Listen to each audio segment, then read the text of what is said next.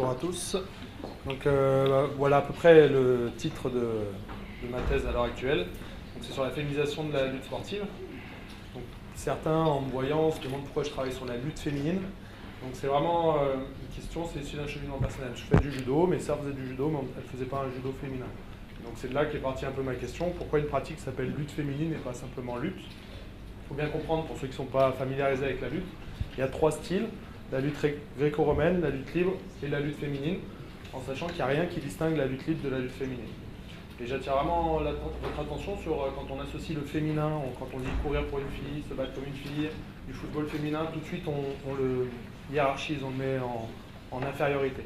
Donc partant de ce constat-là, voilà à peu près le début de ma recherche. Alors qu'est-ce que cela a pu évoquer un peu chez vous quand vous avez dit lutte féminine? Il y en a certains, ils ont peut-être pensé simplement que j'allais faire un travail sur quelque chose de féministe, vraiment un travail appuyant là-dessus. Certains se sont peut-être dit, bah, ça va être du catch, on va avoir des filles en petite tenue, des combats de boum. Ou alors ici, c'est un peu de l'histoire, donc on va avoir un peu des lutteuses de foire qui se battent. Alors moi, je m'intéresse vraiment sur la lutte sportive et la première chose que j'ai eu à faire, c'est de définir ce qu'est la lutte sportive. Et donc je m'intéresse vraiment qu'aux pratiques qui n'ont pas de lien avec les religions, qui ont des catégories de poids, c'est tout bien réglementé, il y a un règlement, il y a des fédérations françaises, internationales, des clubs, c'est tout structuré, j'ai des titres, voilà. C'est une pratique qui est organisée, institutionnalisée, comme le définit Lippmann, pour vraiment avoir ce cadre. Après, au niveau de ma recherche, j'en suis quelques années de plus que Noémie, donc j'ai déjà pas mal arpenté les éléments, donc je suis allé dans les archives. Je suis allé ici au Fonds Aspasie pour avoir un peu de lecture et nourrir le cadre théorique. Je me suis intéressé à la presse et j'ai aussi fait pas mal d'entretiens avec des lutteuses, des dirigeantes, mais aussi des dirigeants et des cadres au sein de la fédération de lutte. Donc tout ça, ça me permet de placer vraiment la première section de lutte féminine dans le Nord-Pas-de-Calais en 1971. C'est la première section, c'est un espace où les femmes pouvaient pratiquer la lutte dans un club, vraiment, et on verra un extrait à la fin de la présentation. Il y avait une recherche d'égalité. Pour eux, c'était inconcevable qu'il y ait du foot féminin qui se développe, du judo féminin et pourquoi pas la lutte, alors que la fédération interdit la pratique à ce moment-là.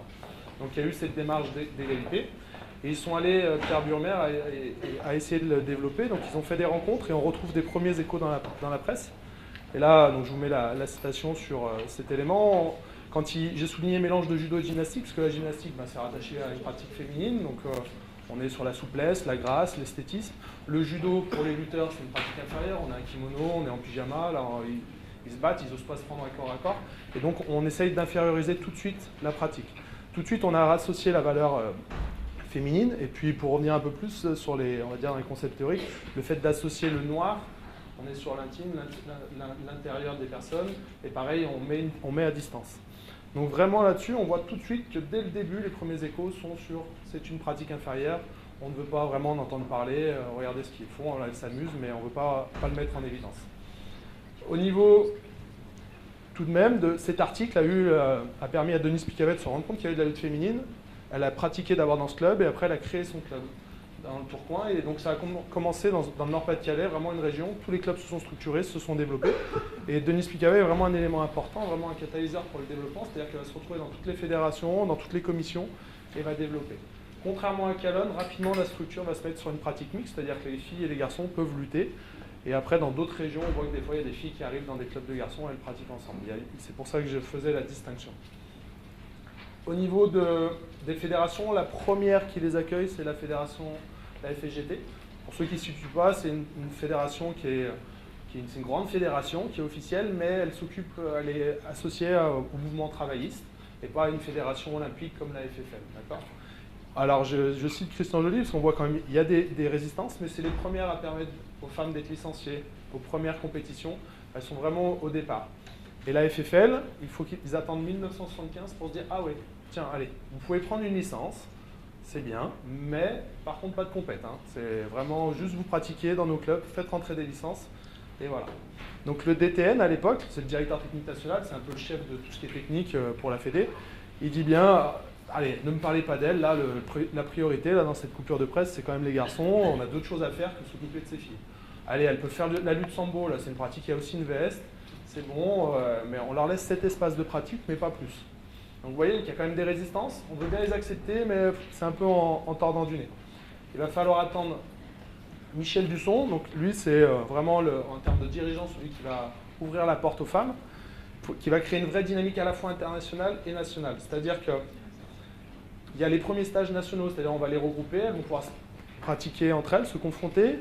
Première compétition nationale en 1980, un championnat de France, vraiment FFL. Et donc il y a une pratique du haut niveau qui se structure pour la fédération. Il ouvre cette porte. Michel Dusson, il a l'avantage de rapidement être élu à la fédération internationale, d'en devenir le secrétaire général. Il l'est toujours. Donc vous voyez, en 83, il devient secrétaire général et ça fait 25 ans. Je dois jouer avec les dates des fois là, dans les calculs, je suis désolé, mais voilà, ça fait un moment qu'il est là. Et il va permettre d'ouvrir la porte aux femmes. Il en parle en 83, on instaure qu'il y a de la lutte féminine, mais elles peuvent faire de l'agréco ou de la libre. Et en 87, on tranche, c'est que de la lutte libre, avec un règlement un peu adapté, parce qu'elles ne peuvent pas tout faire. Les justifications qu'il donne, souvent, c'est médicalement, elles sont plus frêles, elles sont plus fragiles, elles ne peuvent pas faire la lutte gréco-romaine, ça c'est trop risqué pour elles.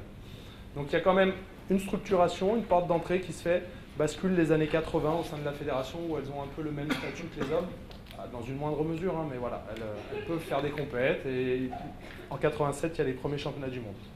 Un peu de résultats quand même. On peut voir que début des années 90, on est déjà à un plateau. Pour ceux qui ne sont pas familiarisés avec les chiffres, une part de licence, c'est-à-dire que sur 100 licences, il y en a 20-25 qui sont féminins, voilà le plateau qu'on a. Et ça reste stable. Ça ne veut pas dire qu'il n'y a pas une augmentation du nombre de féminines qui pratiquent, de filles qui pratiquent la lutte. C'est juste qu'on est sur la même proportion au sein de la fédération. Et donc on se rend compte que de 75 à 90, ça monte bien. Et que depuis, je crois que je m'arrête en 2016 sur mon tableau, on est sur cette longueur un peu plate, malgré tous les plans de féminisation qui ont été mis en place dans les années 2000, ça bouge très peu. Au regard des autres fédérations, donc je vous ai mis la Fédération française de judo, donc c'est la grande ligne rouge. Il faut savoir que le judo a avant été rattaché dans la fédération de lutte, mais ils ont une autre évolution. Donc on a une progression assez stable. La lutte, on a toujours le plateau qu'on voit, et j'ai pris la Fédération de boxe française qui monte un peu plus sur la fin. Une des distinctions qui s'opère pour ces trois fédérations, c'est que la lutte, elle n'a pas de pratique, on va dire, hygiéniste ou corporelle, forme. Ils n'ont pas ces éléments-là. Alors que le judo, ils ont le taïso, ils ont du jiu-jitsu traditionnel, self-défense, donc c'est des pratiques où les femmes vont plus facilement oser rentrer, alors que la lutte, c'est la lutte, point. La boxe française, ça va de forme, voilà. Donc il y a d'autres types de pratiques, qui peut attirer davantage les femmes, qui les attirent vu qu'elles ont plus de licences. Et donc c'est une des distinctions qui peut s'opérer. Pour la féminisation, il y a plusieurs éléments. Là c'est le point de vue quantitatif et après on rentre dans le qualitatif.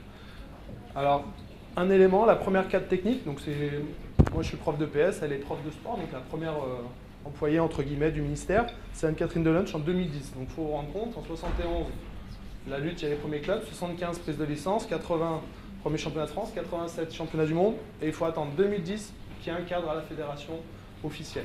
Il y a eu Fanny Gay avant, c'était une prof de PS qui, pour aller faire les Jeux Olympiques en 2004, a eu des délégations, elle a pu une décharge horaire, puis elle est rentrée à la fédération, mais elle est rentrée sous le statut de prof de PS au départ. Au niveau de l'arbitrage, qu'est-ce qui se passe? On a Régine Legleux, elle a arbitré de nombreuses Olympiades. En 84 arbitres régionales, 87 nationales, alors que dans le même temps, aux États-Unis, Sheila Wagner, elle arbitre les JO en 88, elle arbitre des garçons, parce que les femmes n'ont pas encore les JO, c'est en 2004. Donc il faut bien vous rendre compte que la fédération française, là, on est loin derrière. Et quand j'ai eu un entretien avec elle, toutes les résistances qu'elle a eues pour pouvoir passer ses titres d'arbitre, et à un moment, les freins qui ont été opérés. Pour, on va dire, conclure maintenant, au niveau de mes travaux, je m'intéresse plus aux conséquences des Jeux Olympiques, à la fois sur la pratique en elle-même. Quand on va sur le site des Jeux Olympiques, on tape lutte, on voit lutte libre féminine et masculine, alors que sur la fédération internationale, c'est pas du tout le discours, et pareil au niveau national. Donc ça a un impact, ils essayent de faire bouger les choses. La fédération olympique, comme c'est un sport olympique, tous les pays viennent, donc il y a une augmentation du nombre de pratiquantes. Donc pour moi, je suis plus sur une lente harmonisation de la fédération française, un peu qui essaye de lutter soit pour répondre aux politiques publiques, soit pour essayer de convenir un peu à la demande. Donc le petit extrait, vous voyez, je suis désolé pour le son, mais on voit, elle commence dans la cuisine, donc en 75, donc ça remonte bien la place de la femme, malheureusement, dès le début. Donc, et je vais avancer un peu pour que vous voyez un peu.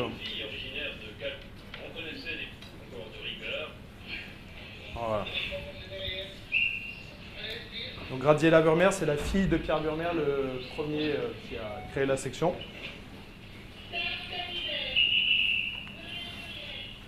Voilà. Donc le journaliste va l'interroger. C'est extraordinaire de voir ça. Hein.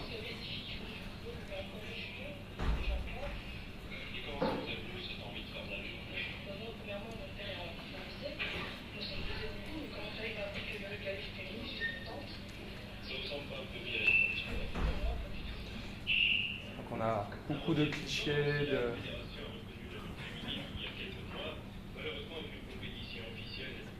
Voilà. Et puis pour ceux qui n'ont vraiment pas d'image de lutte, c'est Kumba La Rock, c'est la meilleure pour le moment française, la seule qui ramène des médailles, on peut dire presque. Voilà, ça c'est à l'heure actuelle. C'est histoire de faire un peu de promotion de la lutte, tant pour les hommes que pour les femmes, il faut y aller.